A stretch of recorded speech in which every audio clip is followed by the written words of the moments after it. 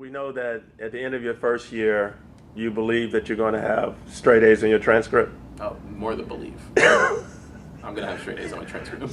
So you've done well academically. Mm-hmm. Tell me about the internship opportunity that you have. Right, so I have summer research at Harvard for 10 weeks, researching public policy on education as education relates to poverty.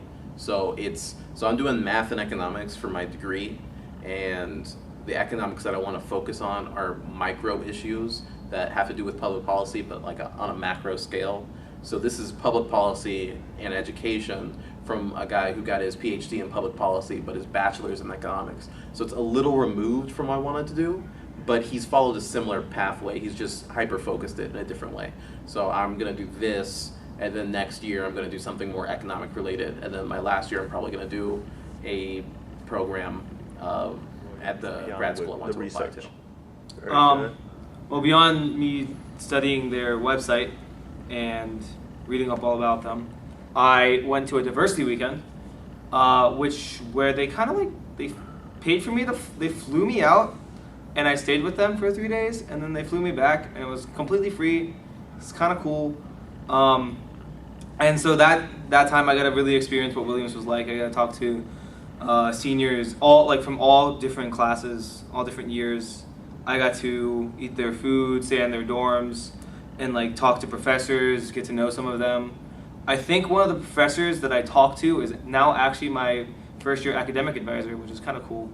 And that diversity weekend, which Mr. Wynn introduced me to, was really crucial in me choosing Williams. Otherwise, I would have no idea what Williams is, because it's in the middle of nowhere, Massachusetts, in the middle of mountains. Just, I would never have seen it, heard it, visited it, taken the flight to Albany and then drove 2 hours through the mountains just to visit it. I would have never done that without the diversity weekend. So talk a little bit more then about the diversity weekend activity, because you attended some other diversity weekends as well.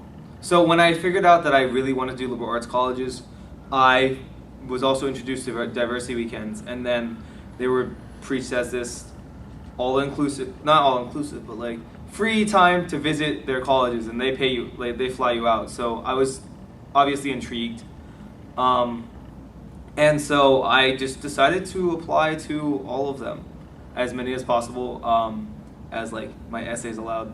But I applied to 9 of them and got into about 4, and then I went to all 4 of those, which was Bowdoin, Carleton, Davidson, and Williams.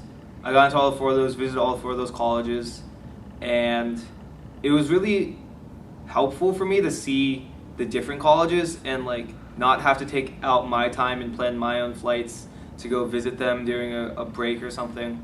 They just flew me out to visit them, and it was really great. So after visiting those 4 schools, did you apply to all 4 schools? I did apply because they liked me. I liked them.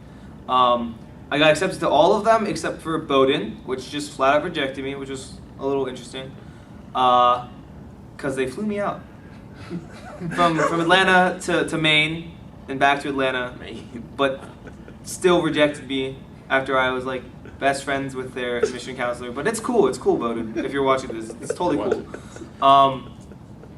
And so yeah, I applied to all of them. I got accepted to all of them. Yeah. So for both of you guys.